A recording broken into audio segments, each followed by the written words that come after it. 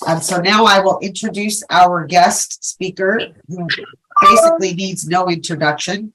That is Linda Gottlieb. I put this into the announcement. She's the founder of Turning Points for Families, a reunification program for reuniting children with their rejected parent. She's a former faculty member of the Minuchin Center for the Family. She has 50 plus years working with 5,000 plus children and their families in multiple professional, clinical roles and settings. She's a member of American Association of Marriage and Family Therapists, American Professional Society on the Abuse of Children, Parental Alienation Study Group, and Association of Family and Conciliatory Courts. She's also a an advisory board member of ISNAF.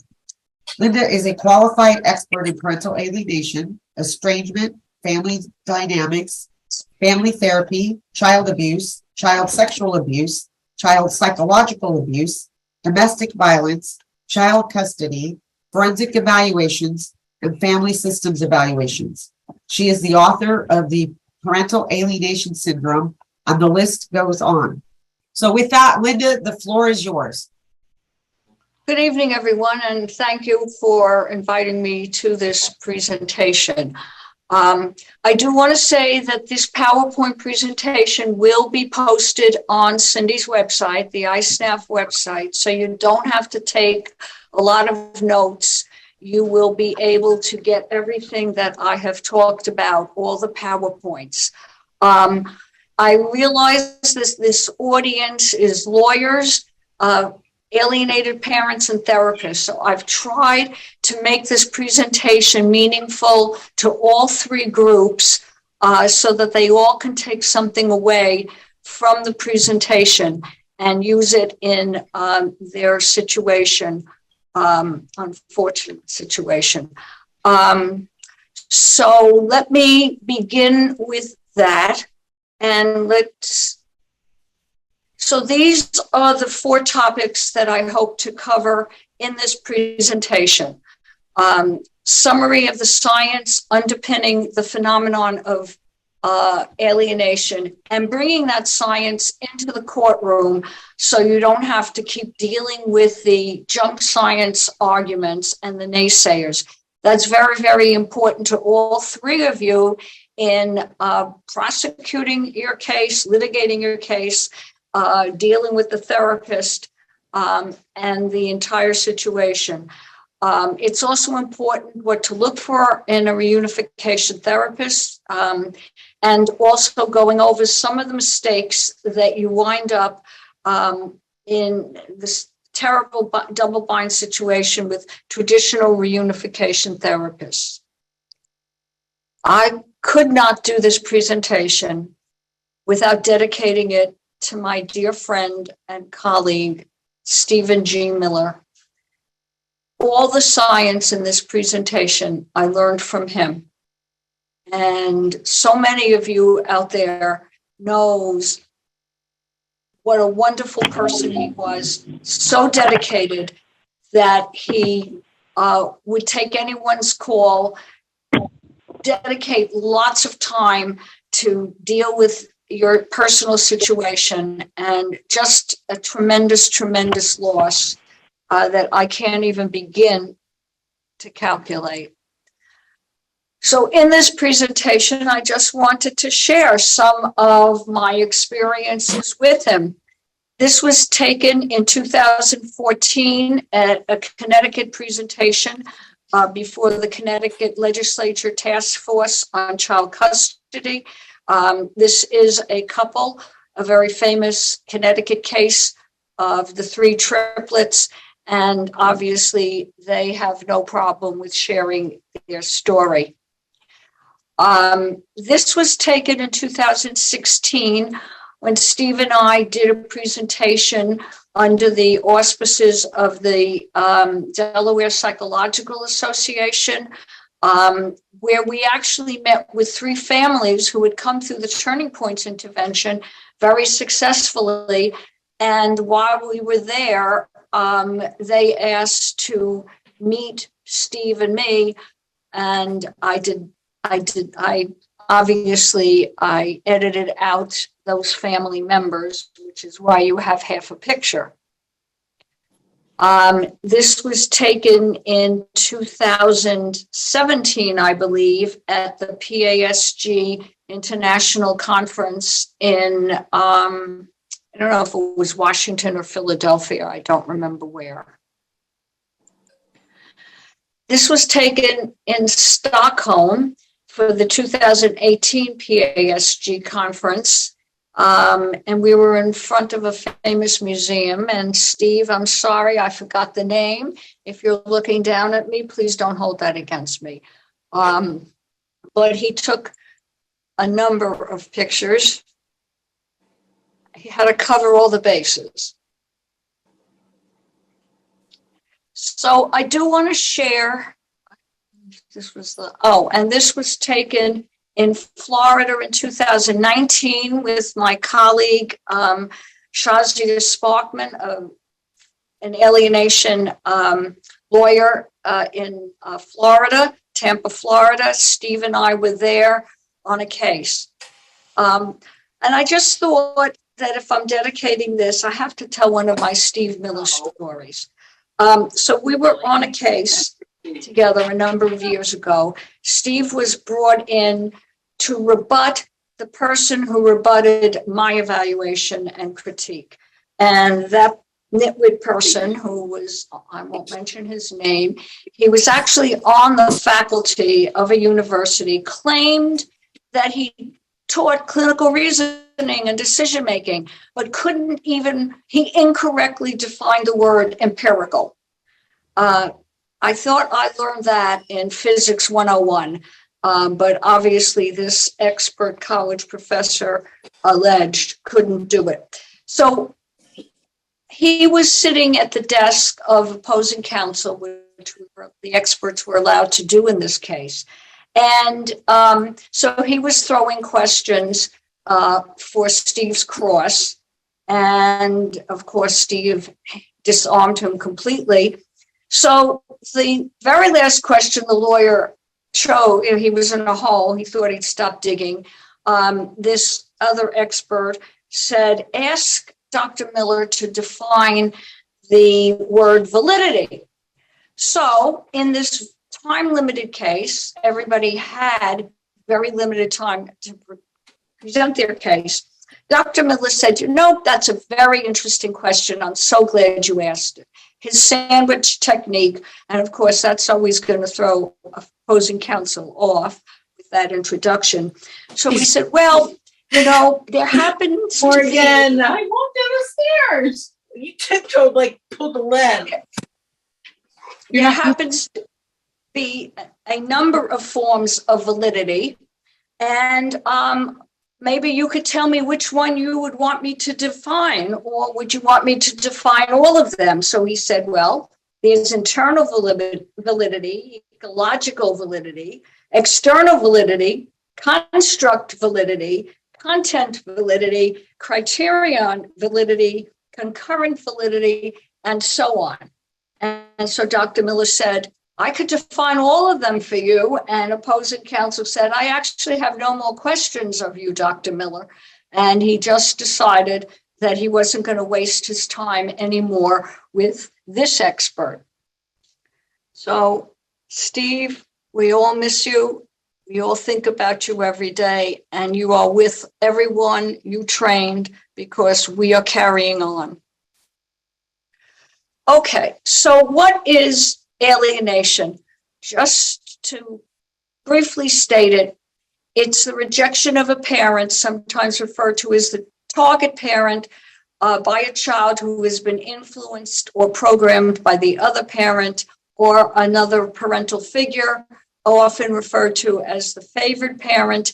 It's absent a bona fide protective reason. It may be intentional or unintentional. The rejected parent's behaviors do not rise to the level of clinical significance for abuse or neglect as determined by a scientific method. And it's very important that we understand that method because so many parents are indicated by the word of the child when they did not abide by the scientific method to make clinical findings. And I'm going to discuss that briefly. And the rejected parents' behaviors are utterly out of proportion to the exceedingly anti-instinctual clinical condition of child rejection of a parent. I think this is things that you can find. Typical parenting mistakes will not qualify as abuse. So now the competing hypothesis to explain this clinical condition is estrangement. And estrangement must occur in the absence of an alienating influence. It is a justifiable rejection. In other words, there is valid abuse and neglect by a scientific method. Estrangement cases are very, very rare. And we will be discussing that why as I go on to discussing the scientific method for making clinical findings. In a hybrid case, which is also rare, it's a combination of alienation and estrangement.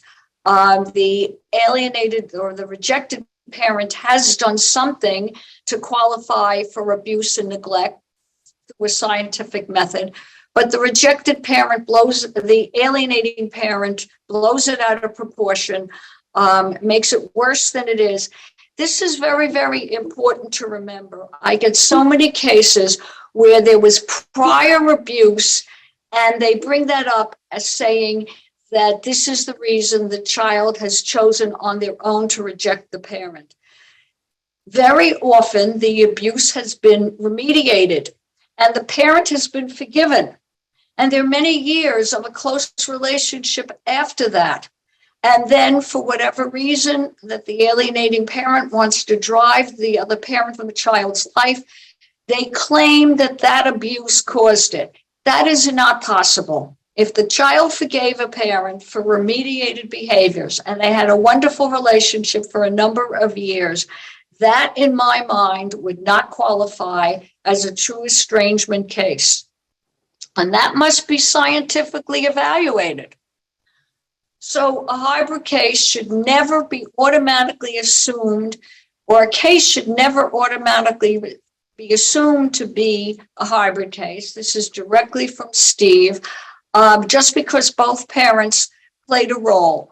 Two factors must be assessed in a hybrid case, which I've seen it never, ever done in these frequent assessments for a hybrid case, that it doesn't exist. First of all, there must be a causal connection between the rejection and the rejected parents' behaviors.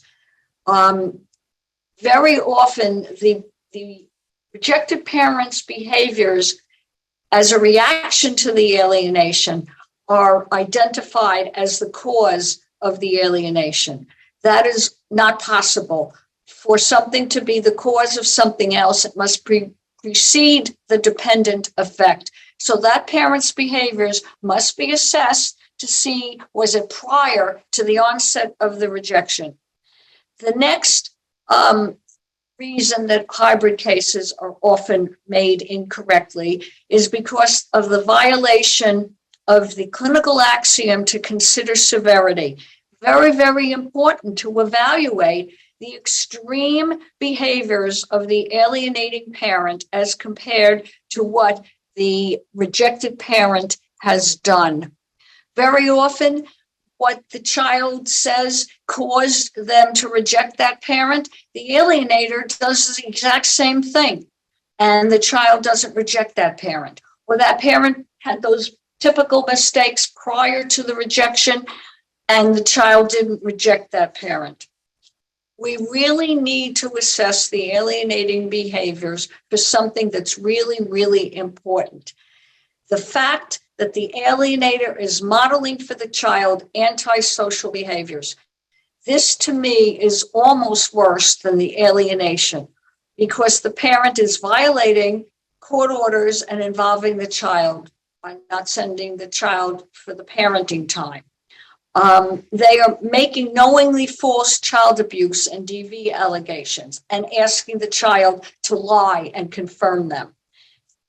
They are reporting deceptively and untruthfully, and they totally lack their child's need to have their other parent meaningfully in their life, and for the other parent to be meaningfully involved in the child's life. These are very serious behaviors. They're rarely evaluated by the typical forensic evaluator or traditional reunification therapist, and it far exceeds anything that the alienated parent has done. The truth does not lie in the middle in these cases, and you have every right to ask the evaluator or the therapist to evaluate for severity. So this is more of what I said and a greater explanation. I actually was joking with Steve one day, and I said to him, you know, Steve, if it's a hybrid case, it still involves alienation. So let's remove half the child who's alienated, and perhaps the estranged child will follow.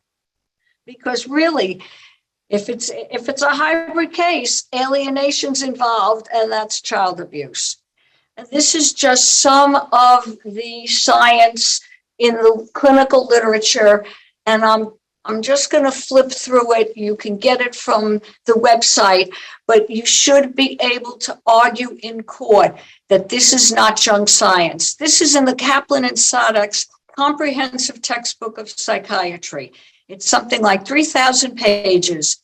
In there, Dr. Burnett wrote a write-up using the words parental alienation, the same wording that's in the DSM-5 on pages 715 through 719, that it qualifies as psychological child abuse. This is the basic textbook that all psychiatry students study and is relied upon in their careers. So anyone who says that the psychiatric community hasn't accepted alienation is lying, they're deceptive, they're ignorant, or all of the above.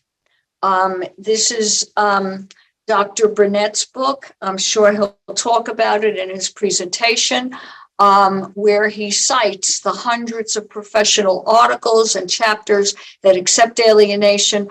On page 205, Dr. Baker, we've all heard of her, she wrote up about all the research studies that support the manifestations of an alienated child that Gardner identified, and the 17 research validated alienating behaviors that she and Fine did a research study on. And this is the reference in the DSM-5. And again, you can find that on when this is published. This is an article from 2016, I believe, that Dr. Burnett wrote with two contributors to that section of the DSM, and they specifically identify parental alienation as one form of family dysfunction that qualifies as child affected by parental relationship distress, which is on page 716 of the DSM. This is very important to argue in court.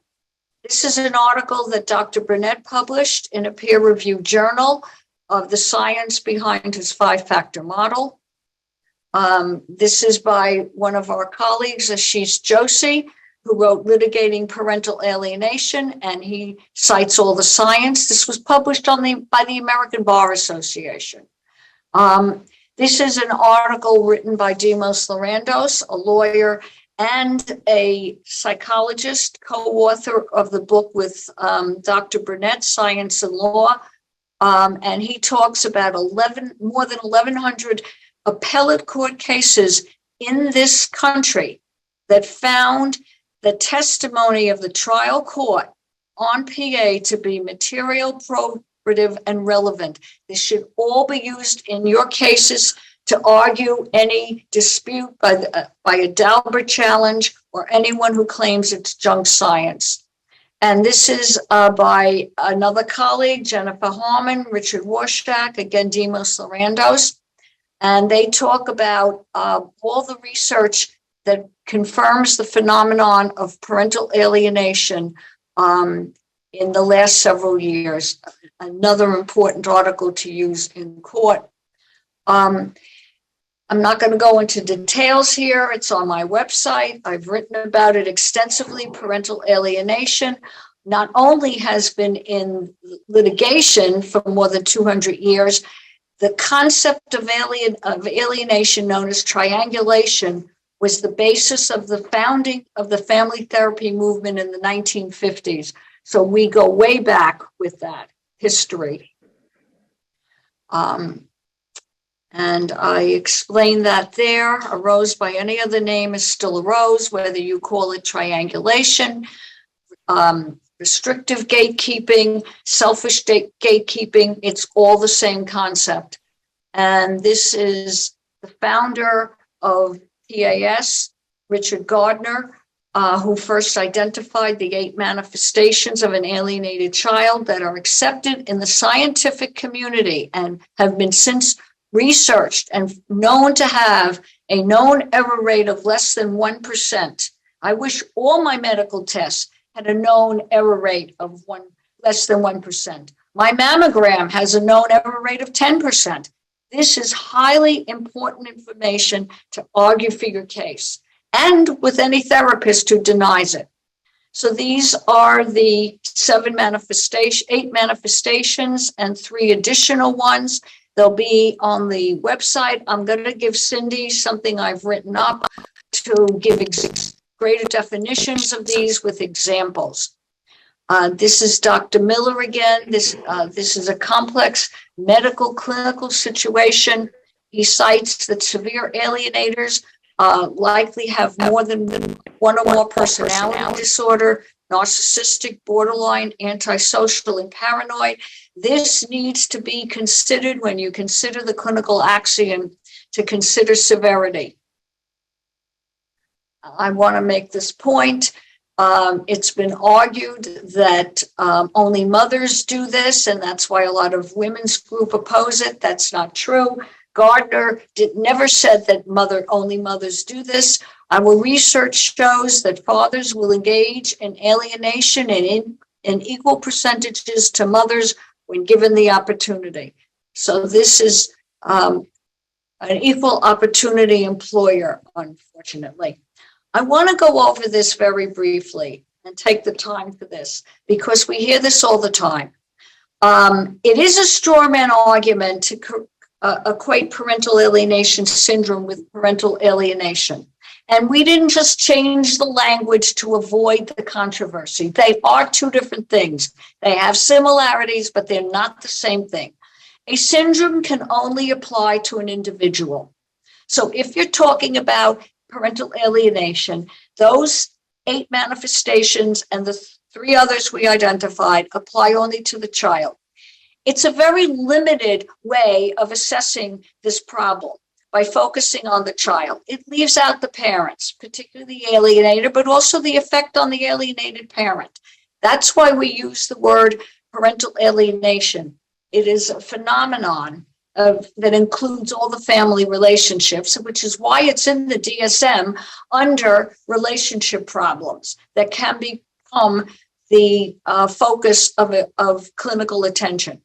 However, saying that parental alienation syndrome does not qualify, or the Gardner's manifestations don't qualify as a syndrome is a straw man argument. And it's based on what I consider to be, well, I'll leave it to the lawyers to decide if this was academic fraud or not.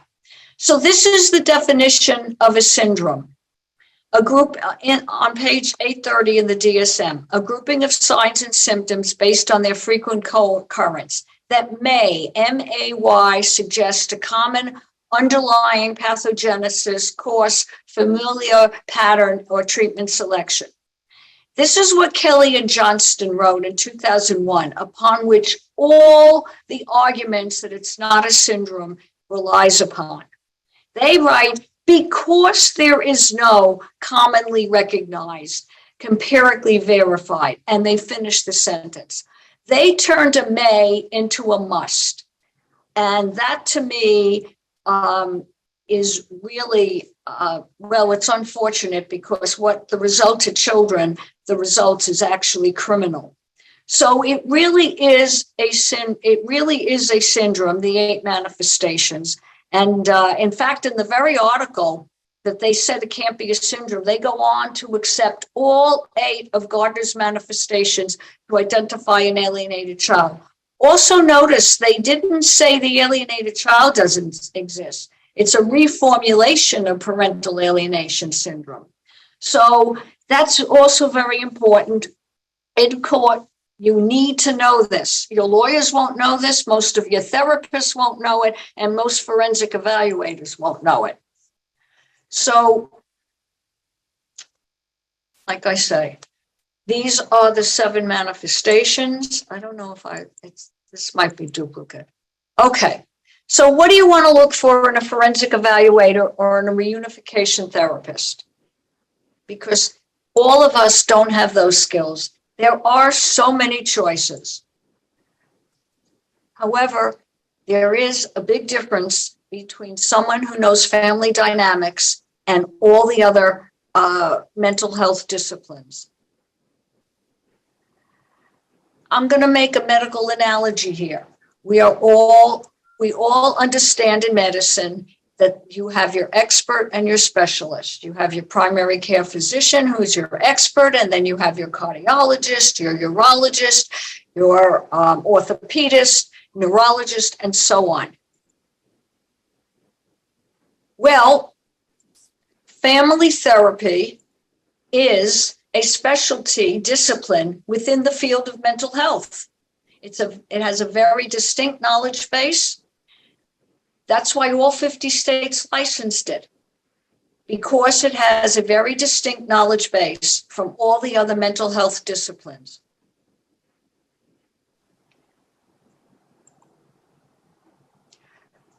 And alienation then is a subspecialty within the field of family therapy. It would be analogous to the cardiologist who just specializes in the aorta. We need to understand these levels of specialization. Normal mental health clinicians who have not studied the foundations of family therapy and then specialized in alienation are not specialists in alienation. What you need to become a specialist in alienation is a knowledge of family dynamics, a knowledge of child development, pattern recognition for alienation, which comes with experience. And you also have to have a knowledge of all the counterintuitive issues that Steve has often talked about, which is outside of this presentation, but I'd be very happy to present on it. You obviously need Gardner's 8 manifestations. You have to know what they are. I can't tell you how many evaluations I've read. Alienation doesn't exist. No, it's not alienation. Well, you can't rule out a clinical condition without knowing its manifestations, its signs and symptoms. And they often don't even know even a single manifestation. Well, that is not, imagine someone going into the emergency room with symptoms of a heart attack and says to the doctor, I just have indigestion. And the doctor doesn't do any tests and says, okay, I take your word for it. Here's a handful of Prilosec. That is not how we do it in medicine. It should not be how we do it in mental health. And you also need to know what the research validated alienating strategies are if you're going to say a parent hasn't engaged in them and they don't do it. You have a right to look for it in the evaluation. Did they even mention the manifestations and the alienating behaviors when they ruled out for alienation? And finally, you need competence in applying the scientific method to the case evidence. This is what the courts are all looking for. And so for the therapists in the audience, I'm going to get into some of the common cognitive and clinical errors that are violated for the lawyers and for the alienated parents. You just need to be aware that they exist and look for them, or hire an expert who can look for them. So these are some of the skills that you need. And in the interest of time, I'm going to skip over them. You can get them when this is on Cindy's website. This is what you need to look for when you find a specialist. And for the lawyers, you know, I've spoken to many lawyers. Marital lawyers have a good foundation with tax lawyers, international lawyers, but they said they would be a fish out of water if they had to prosecute one of those cases, and vice versa. Well, the same thing applies to therapists. The DSM-5 is almost 1,000 pages long. No one person can know every single one of those clinical conditions and be an expert in them. You should know that if they're practicing outside their area of expertise, they're ruling out alienation when they don't know what they're doing. This is a serious board violation. So what are some of the common errors that traditional therapists and forensic evaluators make? Okay, so these are just, there are probably about 30 of them, and you will find them in Steve's chapter in the book, edited by Amy Baker and Richard Sauber, Working with Alienated Children and Their Families, a clinical guidebook. Chapter 2, Steve's chapter, Clinical Reasoning and Decision Making. This all came from his chapter. This is a fraction of what's in there, a fraction of what the typical forensic evaluator and therapists commit when they rule out for alienation. Failure to use proper reasoning, the straw man logical fallacy that children must be interviewed to make a forensic evaluation, a base rate neglect. I'll explain a little bit about what they are. I don't expect you to know it, but you have a right to ask any evaluator, are they familiar with it? All right, so this is the clinical axiom to use proper reasoning. It has to be a combination of intuitive reasoning and analytical reasoning. Intuitive reasoning means I have a gut reaction that the people in front of me are reporting accurately and reliably. So listening to the voice of the child when they're reporting false abuse allegations and not verifying the abuse with medical records or independent neutral sources, which is often what they do, that is relying just on intuitive reasoning. It's a violation of a clinical axiom to use proper reasoning.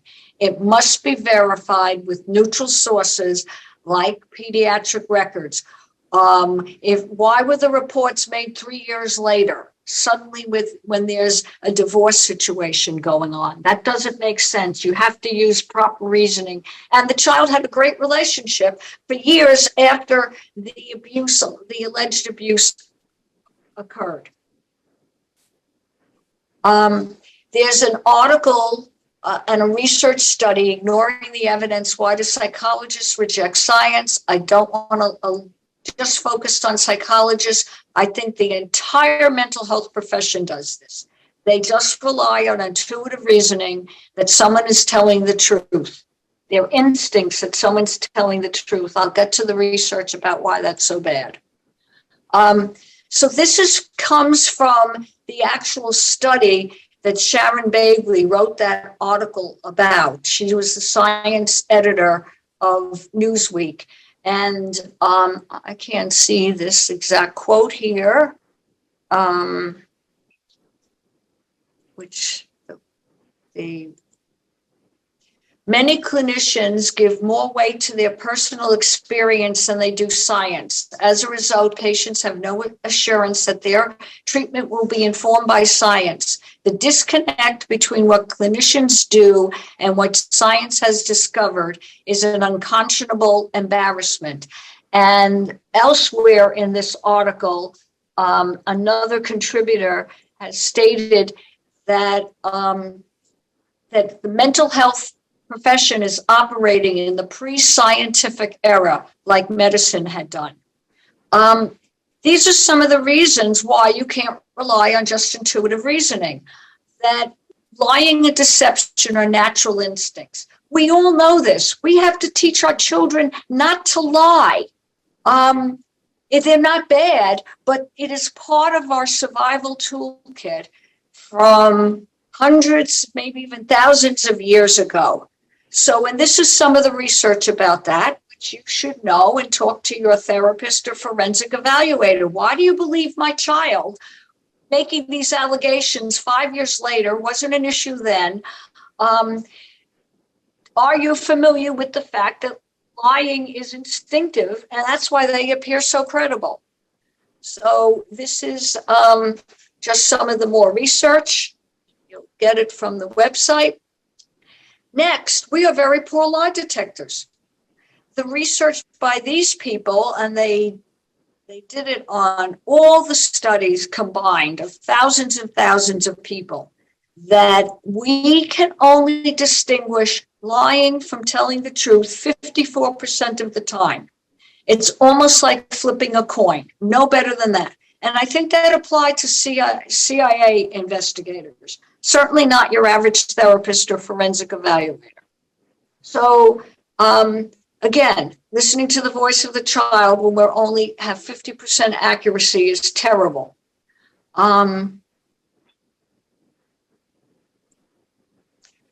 Okay, so why listen to the don't they look so terribly credible?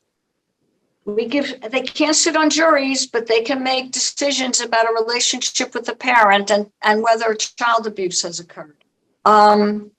So, of course, in an alienation case, relying on your instincts that someone is telling the truth is even more serious, because the research shows that the brainwashing in alienation is like the brainwashing in a cult. This is more research. Children are very suggestible. It's amazing how suggestible not just children are, but adults. And I'll tell you about one study that really was an eye-opener for me. This is some of the research about that you may want to rely on.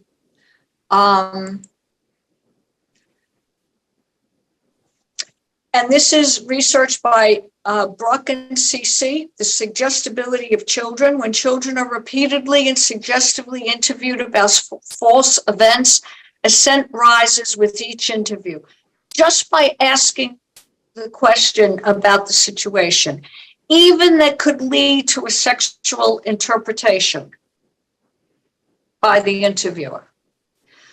This is very important research. This book was published by the American Bar Association. They followed 1,000 children of high parental conflict. They found that 86% of those 1,000 children had been subjected to some degree of weekly brainwashing. 86%. This is an article written by a lawyer. For the lawyers in the audience, absolutely, they should be given to the lawyer for the child. It was published in Family Court Review, where he specifically talks about the alienated child. Their lawyers should substitute judgment, because they're really not representing their client's wishes. They're representing the wishes of the alienating parent, and that this is placing the children at risk, which is another reason the lawyer does not have to represent the child's wishes. Very important information. Richard Warshak, another colleague, he writes about the pitfalls of listening to the children and talking about influence that needs to be evaluated. Okay, this is a very complicated scientific principle. I can't tell you how many hours I was saying to Steve, I'm never going to get this, Steve. He'd say, yes, you will. All clinical assessments must consider what's known as the prior or the base rate. It combines two things: everything we know about that clinical situation and what is the prevalence in the general relevant population. it takes a lot to understand this, but it's so important in determining whether it's alienation, estrangement, or a hybrid case that explains a child's rejection of a parent. Just to give an example, the base rate or prior of a woman in the United States of having developing breast cancer is 1 in 8 or 12.5%. That's the prior. That's the starting place. Now, 12.5% may not be a huge prior if it's any other woman but me. If it's my prior, I would like it to be 1%, but it's still relatively low. And what that means is you do need a lot of evidence in the opposite direction to overcome a prior like that. For example, like the BRCA gene, or first a mother or sister having contracted cancer. That raises any woman's prior. Okay, so what do we know about the prior for a child rejecting a parent? It is anti-instinctual. This was my work with 3,000 abused and neglected foster children. The most frequently asked questions: when is my next visit and when can I go home? This was a research study done by our colleagues, Amy Baker, Steve Miller, William Burnett. They did a study of an estimated 17,500 moderately to severely physically abused children. They not only didn't reject their parents, they sought attachment behaviors to their parents. And this is what some of their findings were. You can get it from the website or get the article. I'll be happy to send it out. Cindy probably already has it from either Bill or previously from Steve or Amy. This is Bonded to the Abuser. This was also a book by Amy Baker, found the same thing when she dealt with these children. So my question is this: if children who are abused seriously don't reject a parent, why would a child reject a parent when the parents are going through a divorce and they had a prior positive relationship and there was no abuse and neglect? What can account for that? Only, to me, only a brainwashing. We are starting with a very high prior for alienation to explain a particular child's rejection of a parent. And then when you throw in that there is nothing in that parent's behavior that was abusive, had a clinical significance for abuse and neglect, why on earth do we jump to the conclusion that it's a hybrid or an estrangement case? I think because of our knowledge about the prior for this situation, that the burden should be to prove that alienation is not the cause of a child's rejection, rather than it is the cause. But that's science that's overlooked, and that's why it's very important for all people in this audience to look at that when a case is being evaluated or treated. This, to me, is also very important to understand. I have found that in 80% of my severe cases, a false allegation of abuse or neglect or domestic violence occurs in almost all those cases. And this is research done by George C. Davis, a child psychiatrist of the Children's Law Institute. Hardly someone that's going to be out there favoring the parent or an alienated parent. And he put together a lot of research. He evaluated tons of research on childhood memory and what happens in cases of sex abuse. The prior he found for sex abuse occurring in a contested custody case is less than 2%. Less than 2%. False allegations in these cases could be as high as 35%.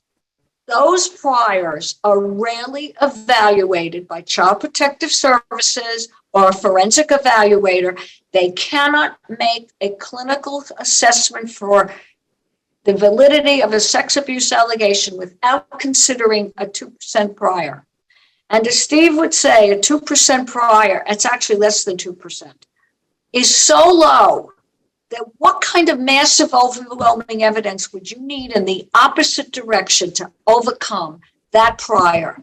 I don't think anything less than a videotape of the actual incident would overcome such a prior.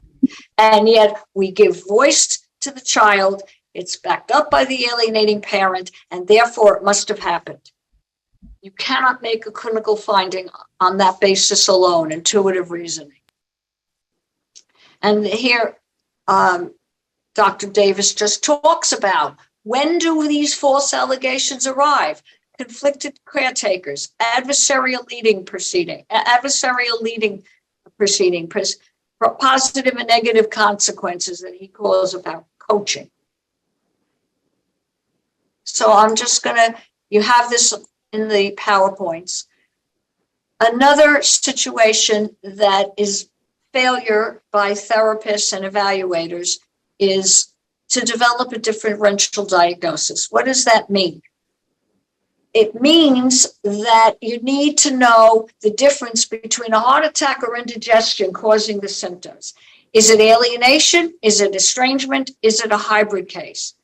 Yet most therapists go in there and they're treating the severed relationship without asking why. Steve would say it is not that a parent has been rejected. The question is, why has that parent been rejected? And this is key because the explanation, the diagnosis of alienation, estrangement, or a hybrid, all three treatment interventions are diametrically opposed. You give Prilosec to a heart patient, and look what's going to happen when he gets behind the wheel of a car. The same thing with alienation. If it's a case of alienation and you're treating it as estrangement because you didn't do a differential diagnosis, it's going to be catastrophic.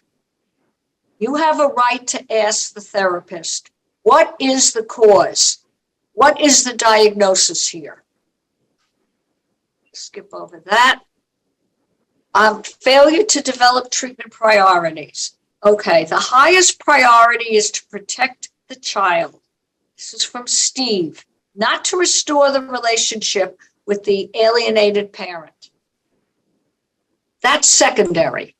And by the way, the more dysfunctional relationship is between the child and the alienating parent, which we could save for future presentations because they're pathologically enmeshed. That's the more dysfunctional situation. I liked this. It compares parental alienation to child grooming for sex abuse. Every one of the qualities applies to both. This is Clower and Rivlin, the same book I referred to before. Sending a child for what they are calling reconciliation therapy for an hour a week is never going to work if the child is returned to the programmer for the other 167 hours during that week.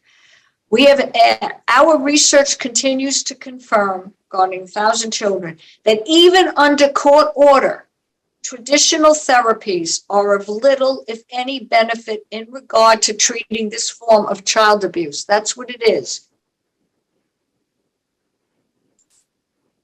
And this is some of the other comments by other professionals that traditional reunification therapy is not going to work.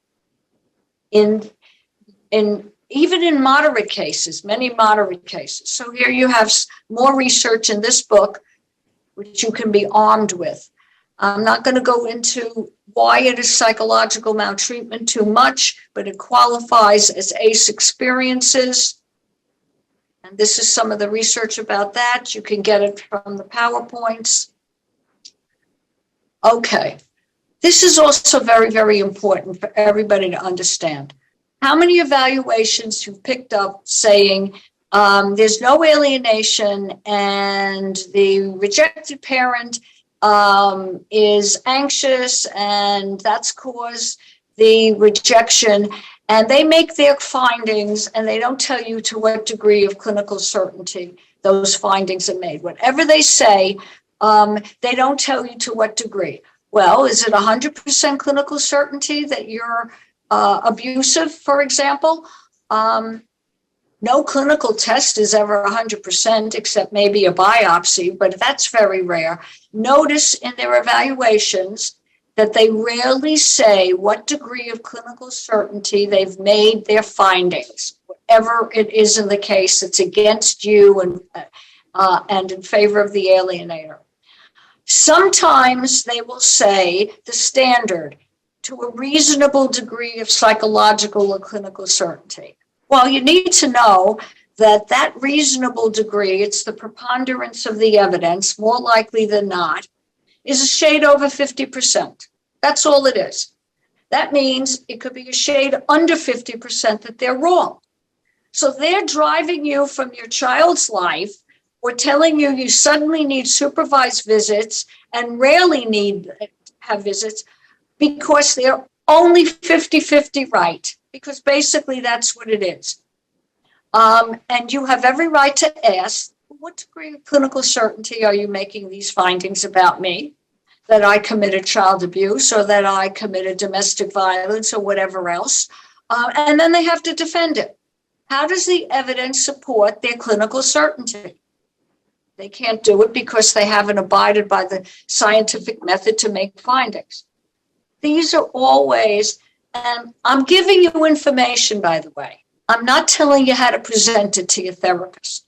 I'm not even telling you how to present it to your own lawyer. That is something else. That is something that Steve did very well. There are people out there that can do it. But I'm giving you information but how you present it will require coaching. So traditional therapy is contraindicated for severe alienation, meaning forbidden. It's like giving Prilosec to someone who's having a heart attack. So what are some of these mistakes? Mistakes were made, not by me. Okay, so these are some of the mistakes, typical mistakes that you find you are confronted with in therapy. You're asked to validate your child's delusional thinking about you, that you committed child abuse, accept their feelings, and you're criticized when you don't. Yet nobody seems to make the evaluation whether the child's feelings are based in reality or are delusional. And that's a big difference. But they don't make that determination. They will often say, if the child believes that it's their reality, you must accept it. No. If a child comes into the therapist's office and says, I'm Superman or Superwoman, here's my cape, open your window on the 10th floor and let me jump out and prove it to you. Well, they wouldn't let the child do that. Why are they asking you to validate the child's opinions about you without verifying the merit of those opinions? I've had therapists tell me that even if they're false allegations of sex abuse, the alienated parent should validate it. Well, think about what that will do. They're a mandated reporter. Said, yes, I sexually abused you. Guess what happens now? I mean, they don't think this through, and they need to. So I'm going to go through all the list. I won't read them out. I'll save some time. And what did I do here? Okay, I'm going to go through them one by one. So I just went through validating, and you should not have to be asked to apologize for anything you did not do. You're criticized for that, and you have to figure out with your lawyer how to handle that. It is very dangerous to focus on this asking you to apologize. It backfires. You have apologized for mistakes you have made, and it's too little, it's too late, it's not genuine, it's all of the above. These apologies just reinforce the child's already over-empowerment status. So I've talked about that.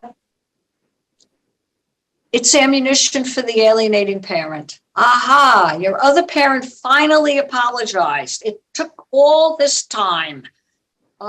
So you're disempowered and you're humiliated.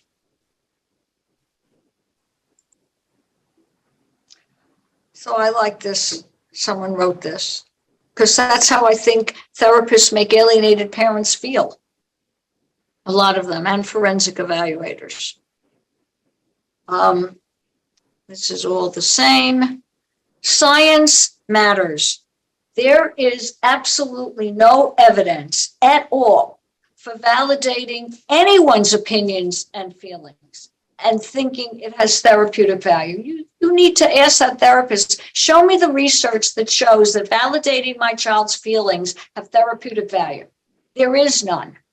And they should be asked to produce that. And of course, if it's delusional, there's even less validity to doing that. But I've never seen a single study that said validating somebody's feelings is automatically therapeutic without doing an evaluation for the validity and reality. This also happens. The child is overempowered and you're disempowered. They're allowed to say, I don't want to talk about that. Oh, well, we can't make the child uncomfortable. Oh, no, little Johnny isn't comfortable. We won't let him talk about that. They're allowed to talk very disrespectfully and uncivilly. I never understood this. I was trained as a family therapist that the process has to be working well before the content is working. We, in the mental health field, should not be allowing children to express their anger and feelings uncivilly and disrespectfully. We are required to teach children how to express themselves in a socially appropriate manner. They will grow up and feel they can talk to their boss that way, or even worse, their partners that way. That is not wrong. That is not healthy. It's not appropriate. It's not therapeutic. And I don't know why therapists allow that to go on. And the child is disrespecting the therapist too. Anything that's happening in the therapist's office is a reflection on that therapist. It perpetuates the reversal of healthy family hierarchy to validate the child and put the parent at the bottom and talk in that overempowered tone of voice.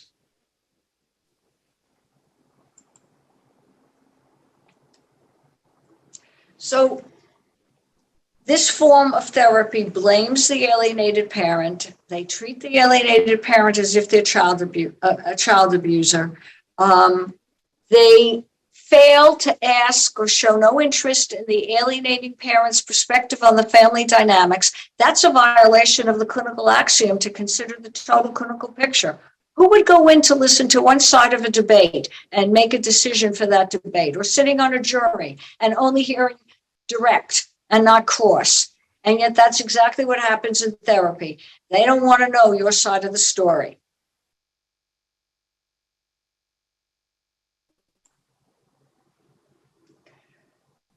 So this is another problem that overempowers an already overempowered child. They're permitted not to show up for the therapy. Why would we upset little Johnny? They can dictate what the therapy's about. They could take a time out anytime they want. You can't. They can decide when the session is over. I can't tell you how many therapists have gone out to the car to try to get the children to come into their office. That is not the therapist's job. That is the parent's job. The parent is responsible for a child's behavior. And if the parent can't get the child to cooperate with a medical appointment, they are not competent. And if they're not competent, they can't be the residential parent.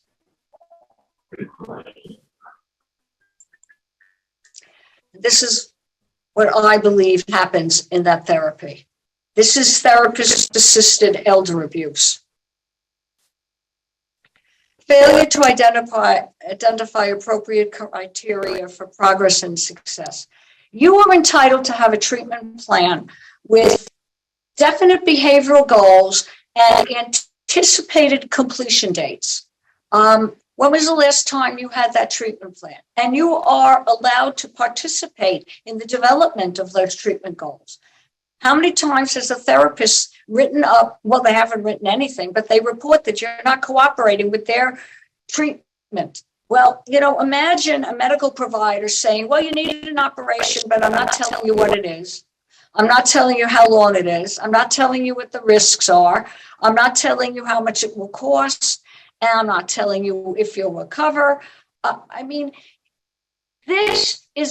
We are bound in mental health to abide by the same standards of clinical practice as medicine. The AMA has published on their website their ethical standards for physicians and all medical providers. It applies to mental health clinicians. They don't abide by it, but it's your patient bill of rights. You have it in a hospital when you go in. It should be in the therapist's office too. Making statements like, I'm feeling better or I'm feeling more comfortable, that is not acceptable progress. You are entitled to behavioral changes and improvement, including, if you haven't done anything that's abusive, including contact with your child outside of the therapist's office. Okay, I think I've discussed this. Feelings take time to change, but behavioral change does not. With the proper consequences, behaviors can be changed, and that must apply not only to the child, but to the alienating parent.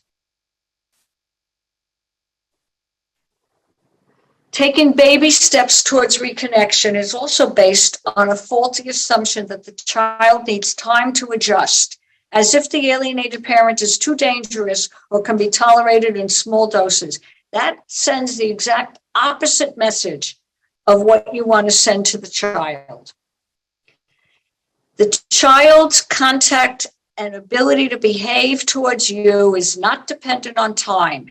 It is actually dependent on the alienating parent's genuine cooperation and support.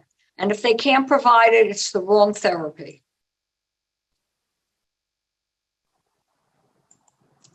These are just more examples.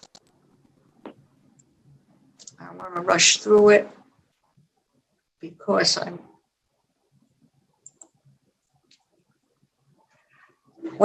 so if I haven't made myself clear, this therapy is about behavioral change. If you look at your mental health card, more likely than not, it will say Aetna Behavioral Health, United Healthcare Behavioral Health. It does, and all the other plans say similar things. It does not say having a child's feelings adjust to the point where they'll stop abusing a parent. You will not find that on your mental health card. This is about mental health treatments, about behavioral changes. Who is accountable? That's another thing that the traditional therapists fail to do. Hold the alienating parent accountable. They're the ones with leverage over the child. They should not be excused from the therapy. Again, behavior is something that parents need to be in charge of. And if you haven't seen your child in 2 years, 3 years, whatever it is, even a few months, your child's behavior reflects on the alienating parent. The therapist should be holding that parent accountable for expecting the child to behave. If the child assaulted a teacher or disrespected a teacher, everyone would be on that parent to say, get your child to behave. Well, why should the other parent not have the same consideration? So this is just some more of the same. Abusive behavior starts at home. Failing to judge the alienating parent by their behavior is toothless. They need to be evaluated by their behavior, not by their vague words. I support a healthy relationship with the other parent. But they don't do anything to back it up. And they notice the word there is healthy. The implication is the relationship isn't healthy. So their plausible deniability is, well, the relationship isn't healthy. That's why I can't support it. Watch their words. the therapist fails to recognize a failed therapy.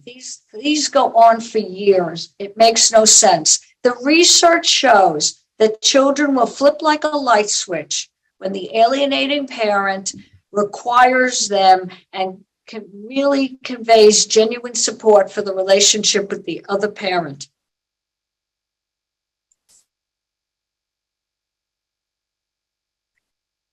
It's a violation of the standards of clinical practice to provide a knowingly failed therapy. And where is their treatment plan? How long do they expect to tolerate a child treating you disrespectfully? And that goes on for months and years sometimes. Unfortunately, the next problem is that when the therapy fails, who gets blamed? The therapist won't accept responsibility. It's only her therapy or his therapy, but they weren't wrong. You were wrong. You didn't apologize.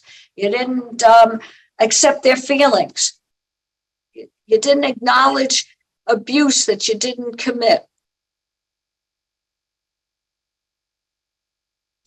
So what happens then? You're sent for anger management therapy. You're asked to participate in education counseling.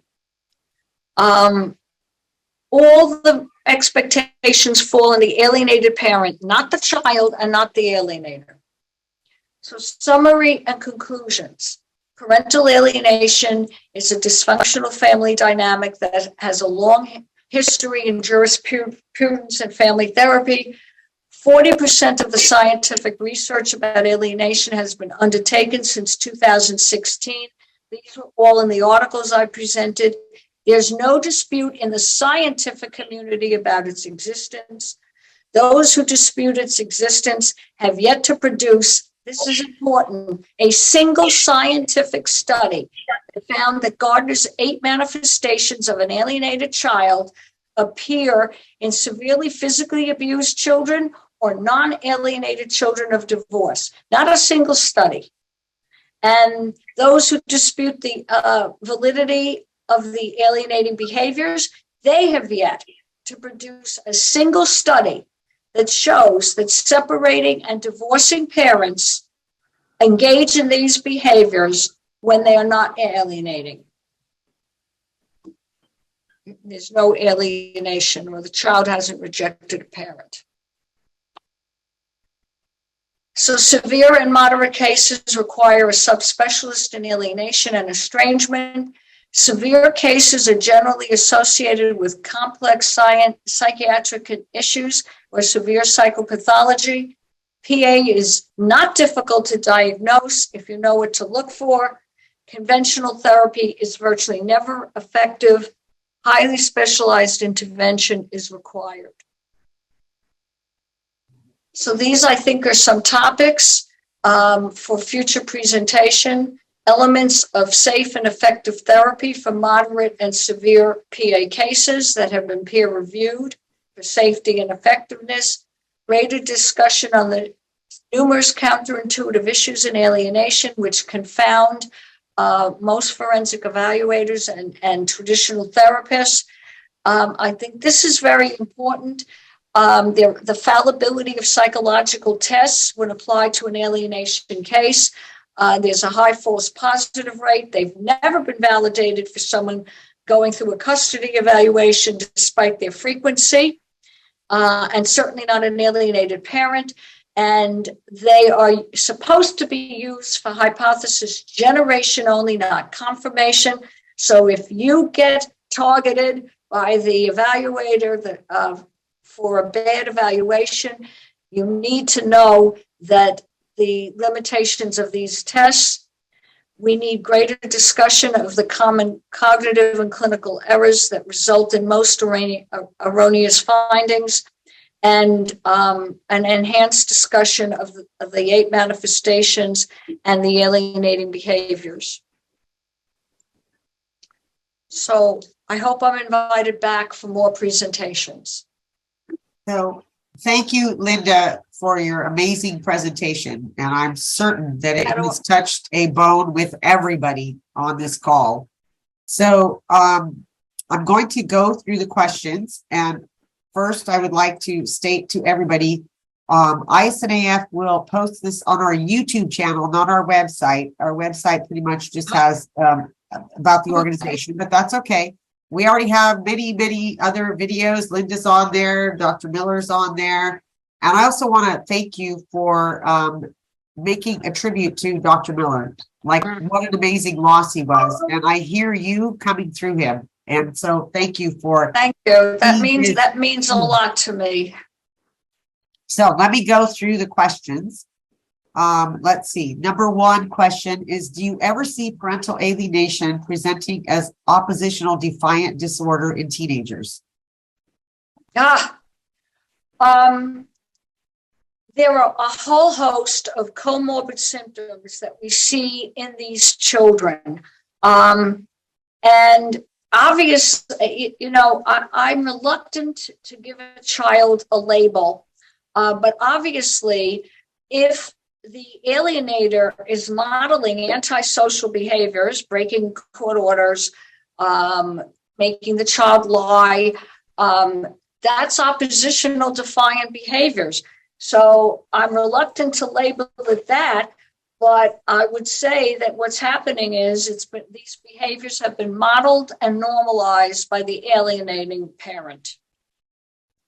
Okay, thank you. And the thing you should look at is, well, that's another thing that the profession fails to do when, I don't know how suddenly all these kids have become suicidal and cutting only after the breakdown of the marriage. That's the base rate. That's the prior for these children that is so important to look at. Steve, I hope you're listening to me.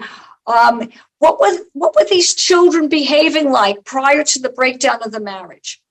If they were functioning relatively normally, then you'd have to throw science out the window not to see that there's something happening after the parents separated where these children are suddenly developing all these extreme, bizarre symptoms that weren't present before.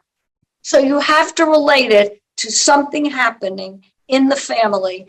And when you evaluate the alienating parents' behaviors, that's the causal connection to me. Okay, thank you. So next question. This is a little bit wordy, so let me get through this. What are the prevailing theories that reunification therapists who do not adhere to parental alienation themes believe explains these situations in high conflict divorces? I.e., how are they thinking from their licensed, educated backgrounds? They're not. And again, go to Steve's chapter, where what's the matter, sweetie? My new cat. They think they're just treating a problematical relationship. They're not, and this is a violation of the standards of clinical practice. We are required to look for the cause of a clinical situation whenever possible, because we're always supposed to focus on the cause if we can. And they don't do it. They're treating the symptom. The symptom's never going to change. It's like giving antibiotics to a person with an infection and returning that person to the germ-infested environment that had caused that infection to begin with. They're going to get reinfected. So I really, they listen to this poor child. I want to say this. Look, I do believe that probably 99% of my profession goes into this business because they want to help kids. They wouldn't be doing it if they didn't care about kids. But they get sucked in. These kids sound so credible. Why do they sound credible? Because they are being trained by an expert in manipulation. If these parents truly have a personality disorder, like the research shows for severe alienators, they are experts at mimicking normal behavior. As Steve said, they're the 4 C's. They're calm, cool, convincing, and he used another word for charismatic. I forgot what it was, but it's what charismatic is. So I'm okay. I used another C word.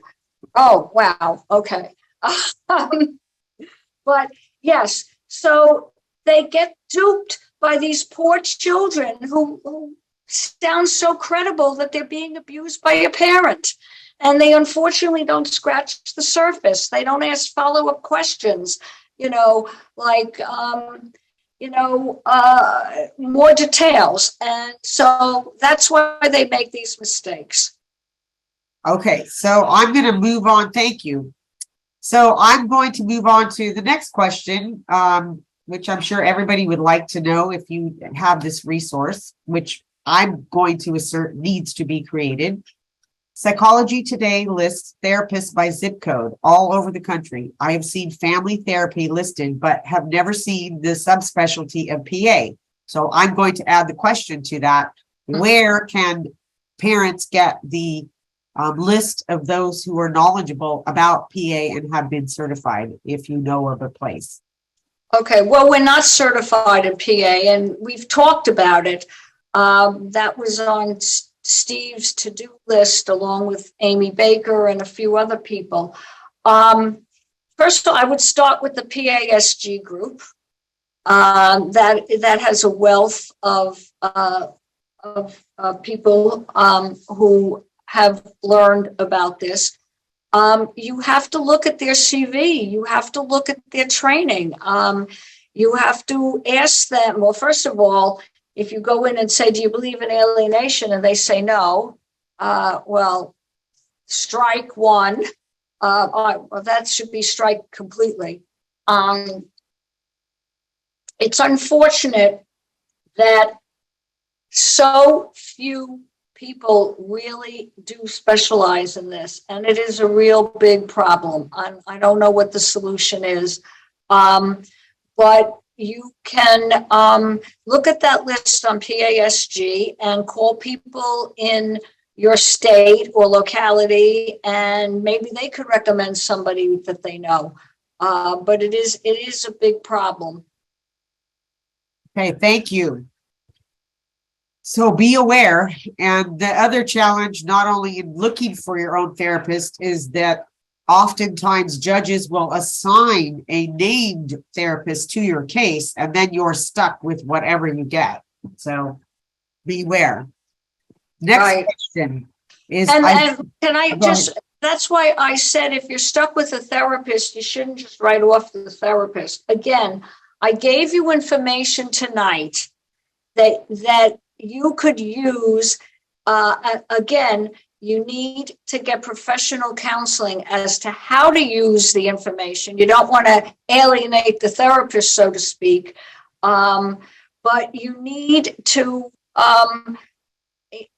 first of all, if I were an alienated parent, I would not be going into a therapist who you've researched and doesn't know anything about alienation and start throwing that word around.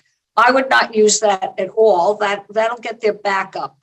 But I would start using other language like, maybe restrictive gatekeeping, or ask them, what do you, how often have you seen children reject a parent for what my child is doing? You may want to just ask questions. I would stay away from using the word alienation with the therapist, the forensic evaluator. They may get defensive about it, and that's not helpful. I would use other language on normal parenting. Half the times I'm tearing my hair out when I read these evaluations, and I say to myself, how does these professionals miss what's happening here? I could pull anyone off the street with a prudent parent's perception and ask them, would a child reject a parent for this behavior? I mean, they would know better. So, again, you can kind of be gentle and know your rights and ask for your treatment contract. What are my behavioral goals? okay. How do we work on develop it together? Excellent. Next question. Well, I'm going to I'll come back to this other question because this is sort of related to what you just presented or spoke about. I was always wondering how important you believe it is for the evaluator to have expertise in personality disorders. They do need it because they don't know if they're going to be, because people with a personality disorders are experts at mimicking normal behavior. And yet on the witness stand under a good cross, they fall apart, absolutely fall apart. And I often say to myself, if a lawyer can make them fall apart, why can't someone with a mental health background trigger them? They just don't ask the follow-up questions. They just don't, I don't know, maybe they just don't think. I think they, again, they get fooled by their intuitive reasoning. They sound so credible. They run a trip around the evaluator, and it's very unfortunate. Okay, next question, again, related to what we just heard about. What are the cost-effective ways to hire or find an expert to evaluate a situation when the reunification therapist isn't acknowledging PA or simply reunification isn't working and the blame game is starting? Well, again, I would stay away from those hot button words and just, you might want to present the research study by Steve, Bill, and Amy about those 17,500 children and just say, I don't understand something. Maybe you can explain it to me. These abused children sort attachment behaviors. Can you please tell me what I did to make my child hate me like this or never want to see me again? Or have you ever, I would apply the Socratic method, not the didactic method. Meaning, I would ask the therapist or the forensic evaluator to ask questions that make them think. Do not tell them anything. They will take umbrage about that. Ask them questions to make them think about, if adjudicated foster children don't do this, or reject a parent. Why is my child rejecting me for something like this? How many other children did you see auto reject a parent? How often do you hear children saying, I never want to see my parent again, ever? How common is that? So I would ask questions that make the therapist think. Okay. Linda, I am not familiar with that paper. Would you be able to send that to me and then I Sure. can make that available to anybody who would like that? Absolutely. Thank you. I would appreciate it. Okay, so next question. I didn't see you mention the attachment related dimensions to this problem and role reversals. How important do you think that core competency is for an evaluator to have? I'm not sure I understand that question. I'm going to assert that it's probably identifying that how important is it for an evaluator to understand splitting? And using what I meant by it is using the child as a regulatory other for the parent's own emotional and psychological well-being. And okay.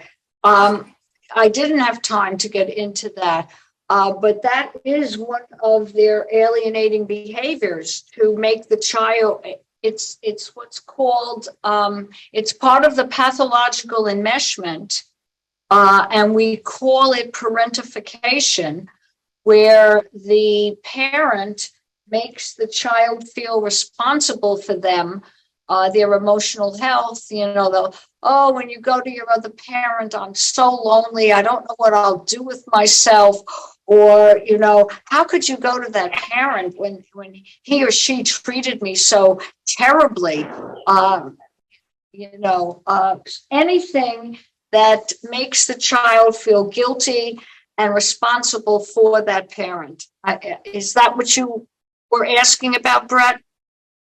Kind of, yeah. I mean, it's related to the Brent, not yes, Brett, yeah, Brent. it's okay. It's related to the personality disorder part of it. As I understand it, as I've done research and learning about this, I have no mental health background. I'm just dealing with this. Is that oftentimes with narcissistic personality Yeah. disordered individuals, they can't regulate their own emotional Mhm. well-being. And in learning about that, it helped me learn what I had been through myself in that marriage.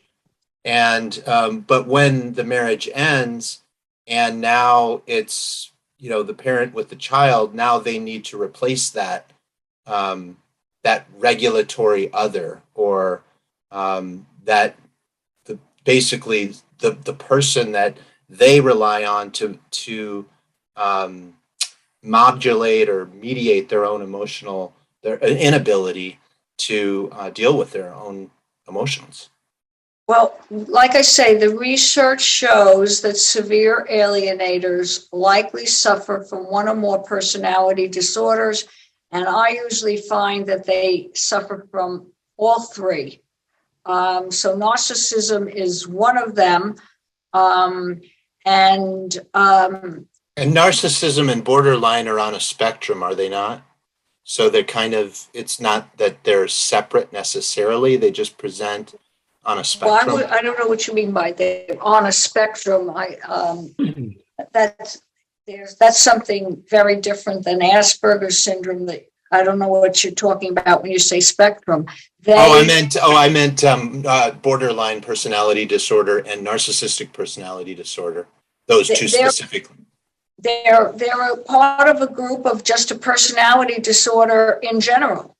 I see. And there are lots of them, and someone with a personality disorder has inner thinking and feeling and out of behaviors that are great variance with society. So and I think antisocial is probably the worst. There's no way you can really help someone with an antisocial personality disorder. As a matter of fact, we have a saying in the field that how do you deal with an antisocial personality disorder, therapist? Run the other way and save thyself. Yikes. Okay. Yeah. All right. Well, thank you. Thank you. And I'm going to just thank you, Brent. No, don't take this personal, but I'm going to have everyone else refrain from interacting personally because we have a lot more questions that I want to get through. But thank you for clarifying that. So the next question we have is, can we ask alienating parent to receive coaching and then require them to attend a session with the child where they verbally provide support and encouragement of the relationship with the targeted parent? Well, that's a big if they get to that point. Obviously, that would be the goal. Like in any other case of child abuse, that the abusive offending parent relinquishes the behaviors, apologizes, and atones to both, by the way, to atones to the alienated parent as well as the child. There is a book that I'm starting to rely upon, which I cite when I justify the need, my request for a letter of the apology letter of the alienating parent in order to lift the no contact period. It's by Chloe Medonis, Sex, Love, and Violence. And she talks very much in there about when one family member harms the others, they have to atone, they have to apologize. So I say that I said now, okay, I've given the alienating parent now the 4 A's. They need to acknowledge, they need to atone for, they need to apologize for, and they need to abandon their alienating behaviors before they can be trusted, before they're safe to have contact with their children. Okay, thank you. Next question. I have been told that you can't make a 16-year-old go to reunification if she does not want to. What can I do before she turns 18? I have 50-50 and it's all up to the child to seek or talk to me since age 11. Very sad, and I feel sorry about that. You need a court order, unfortunately. And that's why the peer-reviewed programs for safety and effectiveness have a no contact order with the alienating parent. It's very sad. As long like the research showed in the Clower and Rivlin book, if the child is going to continue to have contact with the alienating parent, they're going to get reinfected. Okay. Next question. And I've sent everybody in your link to please send questions that are no more than 2 to 3 sentences. So I'm going to have to skip one of our questions. Okay. Okay. Hold on. I'm just filtering through a few more questions here. Okay, listing PA on websites or marketing is a double-edged sword, as the alienating parent often rejects the court-ordered therapist right out of the gates. If PA training, awareness, belief, etc., is indicated anywhere, marketing, websites, reputation, etc., any thoughts on how therapists can get around this? And actually, that's an excellent question. We have that happening with a therapist in California who none of the alienating parents will agree to that therapist because she has a PA all over it, and she is actually a very renowned therapist in the state of California on PA. Oh, gee. I've always had that expertise on my CV, and I don't think you can hide it legitimately anyway, because if you do, you will be accused of being deceptive. I think you have to put it right out there, and you have to make the case to the lawyer for the alienated parent that you have to make the case that this is child abuse and it requires a specialist. I know it's not easy, but I don't see being deceptive as the answer. Okay. Any suggestions for adult children alienated since teen years? Suggestions what to do to reconnect? I'm going to assert yes. And one suggestion I have to this parent is might consider joining us for Karen Woodall's presentation, because she has a lot of expertise in that arena as well. And Linda, with that question, do you know of any programs that, other than, we know Josh Coleman specializes in adult children, but do you know of anybody working on adult children reunification out there? No, I don't. I do think a support group is important. In general, I suggest staying in touch.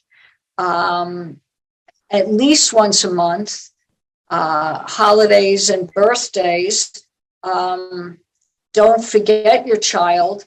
If you have any form, if you weren't blocked at all.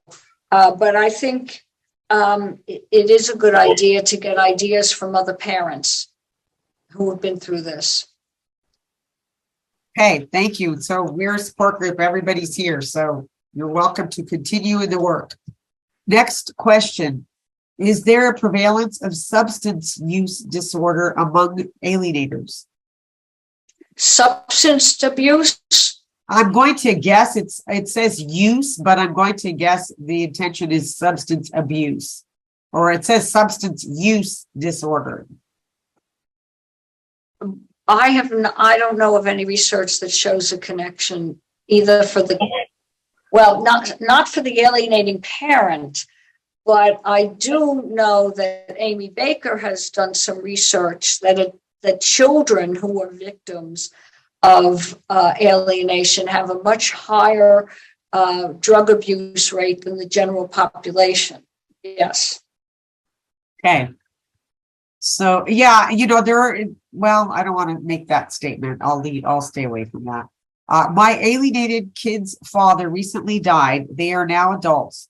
What chance is there that they will feel more free to respond to me? Any crisis can produce change, and I certainly would try to step up the connection and attachment and see, I hope, another thing is that I think alienated parents need to be very clear about what they're going to say to their children if their children do respond to them. You can't be punitive. You can't say anything, negative about the other parent. You need to stay positive and just express that you're so glad that you've reconnected. But, I think that some may have the tendency or the desire to really express anger, and you shouldn't do that. So I think you may need some coaching as to what to say to your child if contact is restored. Thank you. So for those people who are in that space, that's one of the things we talk about in our reunification strategies roundtable, which the one for tomorrow has already been filled. So check our calendar for joining into that group. Karen Woodall's programs, Learning Circle, she does talk about that a lot because the targeted parent needs to be in a certain space in order to be available for the child when the child comes back into your life, or to attract them back into your life. So ISNAF has multiple programs and presentations that will be in that arena. So we invite you to check our website and our calendars, and you'll get our announcements on that. So next question. It seems that alienators with these personality disorders are fixed in these. How does a therapist break through these and abandon them? What, say that again? It seems that alienators with these personality disorders are fixed in these. What? Are fixed in these, I'm going to insert these personality disorders, that they're stuck with them. So how does a therapist break through these and abandon them? Like, I believe the question is, and I'm just asserting this, is how do they overcome dealing with a personality disordered individual? That's it, Cindy. How do you get them to change these behaviors? Thank you. Well, I avoid treating personality disorders because I like to be successful. It's very unfortunate. You do need very specialized skills. When I was talking about before, you need specialized, that's a specialty. That is a subspecialty within the mental health field. And it's not something I have specialized in. So, you need to find somebody who does. Okay. Thank you. I'm going to just take a moment because a lot of these questions are in that arena. And there's a professional in California by the name of Dr. Julie Verner. I'm not sure if you're familiar with her. No. She was doing work. She's trained to do reunification therapy from Family Bridges. And she did a presentation, I'm going to say, probably about 18 months ago. And something she said that I thought was really profound for parents to understand is she no longer does reunification therapy for families. And this was why. And she said because the alienator will attempt to manipulate and manage her, and the child will refuse to communicate and trust her, and the targeted parent looks to her as being the saving grace. So she said, and quite often, if she can't have any success, if there aren't the 90-day protective orders there, that she cannot be successful in these cases. So she no longer will do those cases. She does the work through Family Bridges, but she no longer does her own work in that arena. So imagine who are we being, and then she still has the child and the personality disorder trying to manipulate her. And she discovered that it was very difficult and that there were quite often where in an arena where she could not have success based on all the dynamics, that then there would be all the complaints filed against her licensing.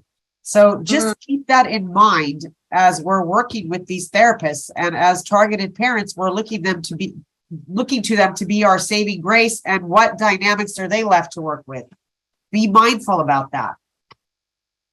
So next question. In a case where the child aged out of court, do you suggest putting effort in getting the alienated parent to give the child permission to reestablish contact?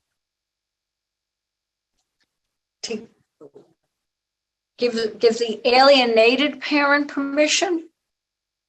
Do you suggest putting effort into getting the alienating parent to give the child permission, i.e. trying to establish a relationship with the alienating parent to support a relationship? I